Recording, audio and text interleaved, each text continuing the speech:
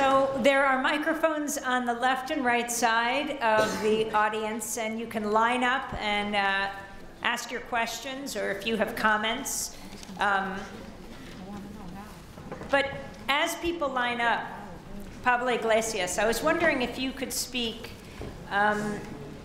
a little bit more about your own family, for people in the United States meeting you for the first time, how you were formed, the forces that shaped you, the history of Spain.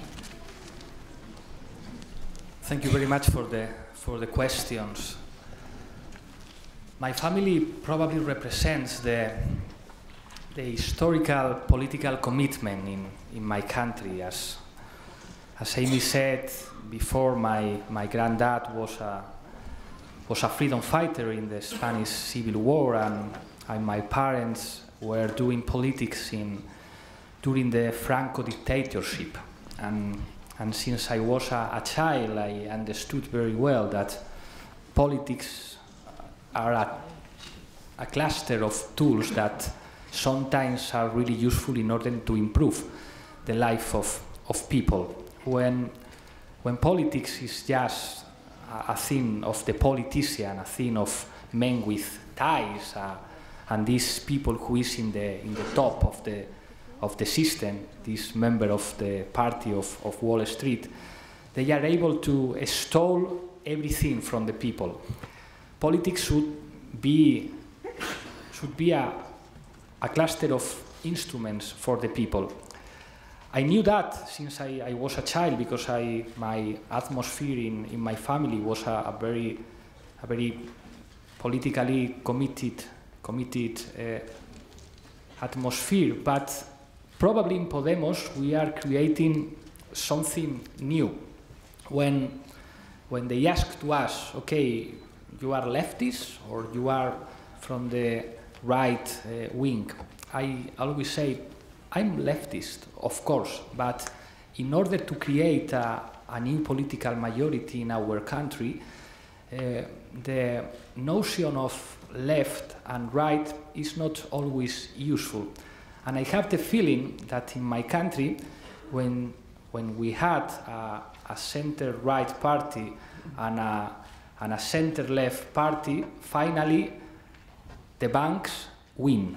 So we prefer to speak about the people from below, people from the top, and we say it doesn't matter what is your origin, it doesn't matter if your granddad was a member of the Franco army, it doesn't matter what did you vote in the past. If you agree with us that we have to democratize economy, if you understand with us that there is no democracy if financial powers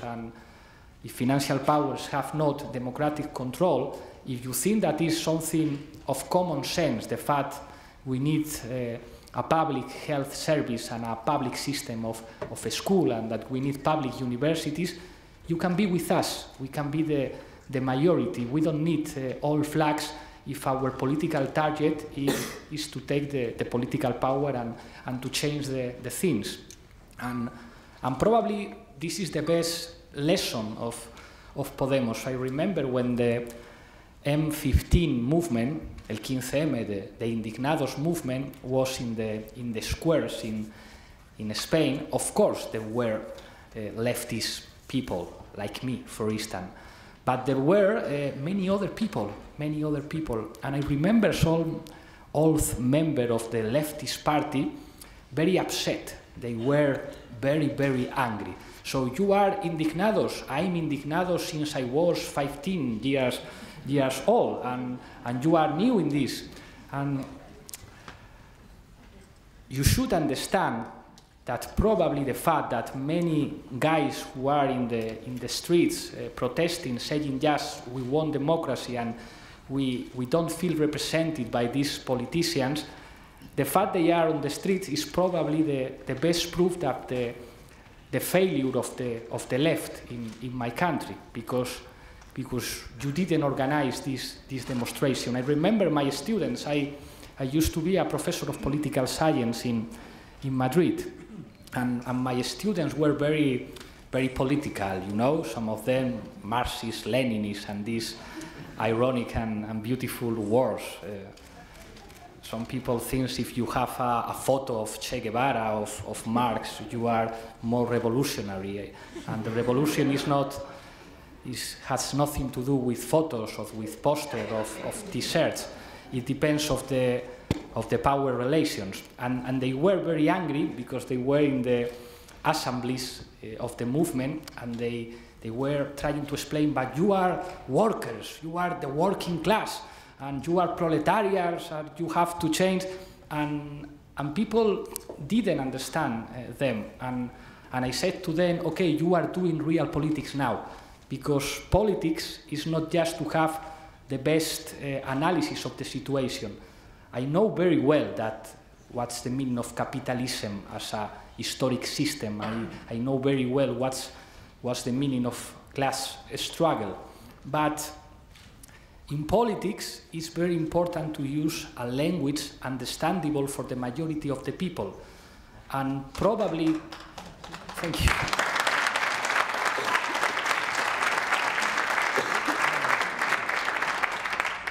And probably the big success, the big victory of the financial powers, or the victory of the neoliberalism, or the victory of the ideology of capitalism, is that they were able to change the words, to change the language. A political struggle is a struggle for the meaning of the words. You have to fight with the words. You can be a caricature, you can be something ridiculous, all left militant, alone all the time, crying against capitalism, and nobody understands you. You have to use media, you have to use a new language, you have to try to create a new majority. And even if I came from a very radical left family, and I consider myself Marxist, I know that the important thing in politics is to create a majority. And that's the reason because now in Spain and in Greece, the powers that be are very worried about Syriza and about Podemos. Not because Alexis is a Marxist, or not because I come for a very radical family, but because we have the possibility to take the power and change some things. But if you want to change something, you need a majority, and sometimes to get this majority, you need to leave away, to put away the old flags and to create something new. And the fact that the powers are very worried about us is probably the best proof that we are doing the things well.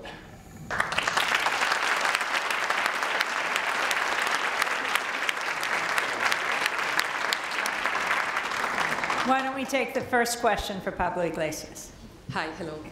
I wanted to know whether you intend to include in your program some mechanisms to ensure the fulfillment of Spain's obligation to investigate and prosecute international crimes, war crimes, and crimes against humanity committed during the civil war and during the dictatorship. As you know, now the prosecution is quite difficult as a result of the judgment from the Supreme Court in the Baltasar Garzón's case, but there are alternatives such as the commissions of inquiry, as we have seen recently in Brazil. And I guess that I can guess your position with respect to this subject, but I want to know whether you want to include that in your program, something concrete with respect to Spain's obligation on this matter. For us, it's quite important, and in fact, we have a person in our political direction, in our political committee, the council, the citizen council we have, that is the maximum organ of Podemos party, working in that. For us, is something very important, and I feel very bad regarding the way the governments in Spain have managed that. So, of course, we will try to change it.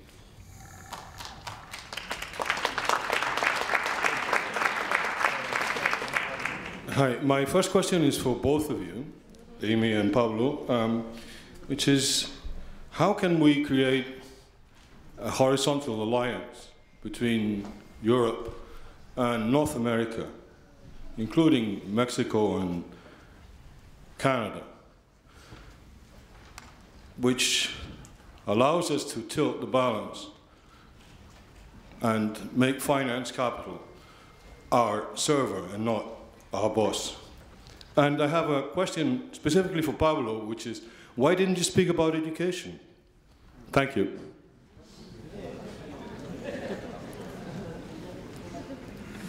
Regarding the first question, an alliance between Europe and North America and Mexico. In geopolitical terms, is quite difficult. I don't know if you were speaking about the alliance between people, and I think that's that's very important. That's great. It's very important to internationalize not just the fights, not just the struggles of social movement, but the common sense. I think we are in a geopolitical transition nowadays, and I think it's open a structure of opportunities to change many things in the world. This is not necessarily a good news, and it's difficult to imagine what is going to happen in the next years.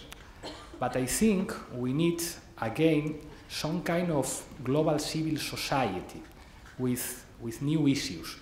I think that the human rights are now in a terrible situation, and it's quite important to defend them. And I think that in Mexico, in the States, and in Europe, we have good reasons to defend human rights. Regarding the second question, I don't know. I think education is quite important, and especially public education. If I have the opportunity to come back in New York, never again in winter, I promise you, I will try to prepare a conference about education. Is a topic quite interesting for me.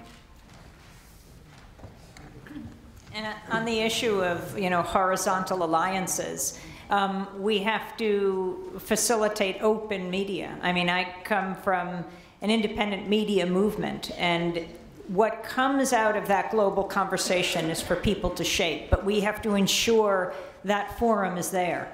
I just remember being down at Zuccotti Park with all of my colleagues at Democracy Now! Interviewing people. And seeing, I mean, we're in the media metropolis of the world, yet for the first week or so, there was almost no media coverage, even as these journalists would walk by to go to work. And then I remember Erin Burnett on CNN, she was starting her show that week or that day. And all the interviews with her before is, I'm going to give voice to the people. And that first broadcast that she did on Zuccotti Park, the header on it was, seriously?